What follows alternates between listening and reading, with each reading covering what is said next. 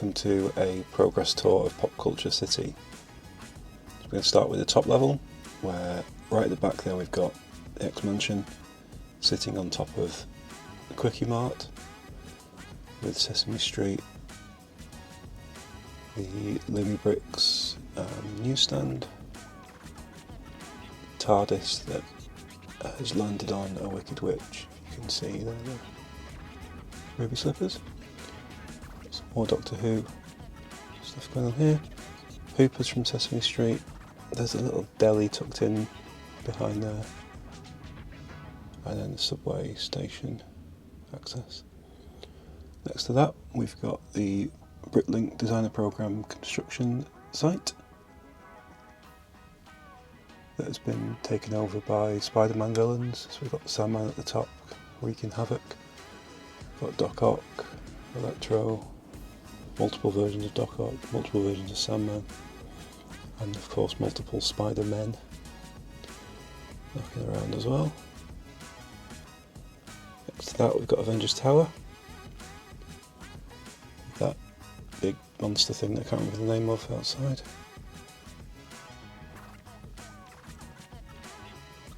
And all the way up to the top with the Batwing hovering over the city just to mix some properties. And next to that we've got the Jazz Club, and that's been taken over by the Muppets. So we've got Gonzo at the top, we've got all Muppets inside there from the collectible minifig series, and then we have an adaptation of Market Street with some fun stuff going on in there as well.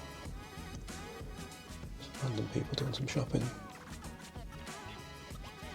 And then the last thing on the top is Bar Millhouse pouring the slushy thing onto Wiggum's police car, which then that leads us to Krusty Burger, which we did in the last video. We've got the night bus there that I'm not quite decided yet how it's going to get through that tunnel, or whether it's going to be magic or an accident. An accident might be more fun, or I might just get rid of it. We've got the Scooby-Doo van, Mystery Machine, and then along here we have an underground skate park next to the Lumi Bricks skate shop, which has been mirror built and the Bro Thor apartment set integrated into it. We've got Thor on the top. To the barbecue. Next to the Sanctum Sanctorum and the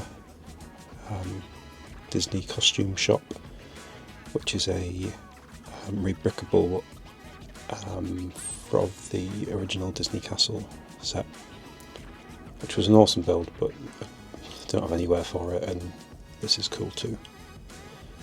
And then we've just added the Up House just to fill in a gap on that wall. And back to the other side of the city, on the other ground level, we've got the Palace Cinema with Big Bang Theory boys queuing up, and Harley Quinn and Joker having a date night. In front of that we've got Ghostbusters Firehouse, some little scenes outside, temporarily on top, but we'll work that out another time. And then we've got the Daily Bugle front and centre, because it's awesome. Up to the top. There we go. Cool, yeah? Okay, you probably saw when I was doing the overview that next to Ghostbusters Firehouse we've got Central Perk popping in there. So the plan is to do a Central Perk mock. This was the Sit Complex, and then I resized it to one base plate rather than 1.5, and put some floors on top of it, and now I'm redoing it again to properly getting value out of all those sets. So this is going to be, I think, Central Perk with the office on top was my plan, Then we might have some room at the back to do some more in the eaves as well, but we may as well make use of that space because we can see it from the front of the display anyway. We have got a 16 wide space there where we could put a small building at some point. And then we've got 2 full base plates. That one at the back there is actually 40 studs wide, I think. And then this one, just a normal 32. Actually, there's an extra 2 there, but that's a bit more of an alleyway through to the back. I do have sets built, ready to go in there, but I'm just not placed them yet. The other potential future plan is to remove the cinema and swap it with Arkham Asylum. The new modular would sit nicely in that corner there.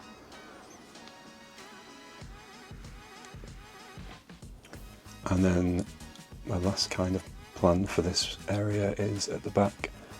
We can use those City Complex apartments as well as a few others that I've got and do an apartment facade like the Queer Eye set, Big Bang Theory, Seinfeld, and then the Friends ones as well, and do something that's kind of in between the height of the Jazz Club and Avengers Tower, probably like the height of the construction site, but just as a facade at the back, just to fill in that gap there.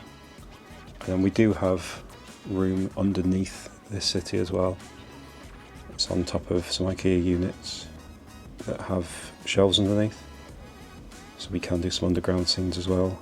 The Turtles spring to mind, and maybe another Spider-Man scene in the subway, although I don't really want to do another Spider-Man scene, but we'll see. We've got plenty of room there, so we've still got loads to do in the city, loads of space to expand. I'm really happy with how it's looking so far. It's certainly the most complete I think I've managed to get a city, in terms of there are figures everywhere, there are fun scenes everywhere, all the buildings are pretty much properly integrated.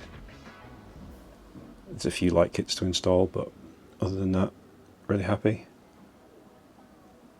You have to let me know what you've spotted as I've done the tour, what your favourite bit is. I've not really pointed out all the scenes, but hopefully you can go through and see what stands out for you, and if there's anything else you think I should add, stick it in the comments. Thanks for watching, and I'll see you in the next one. Cheers.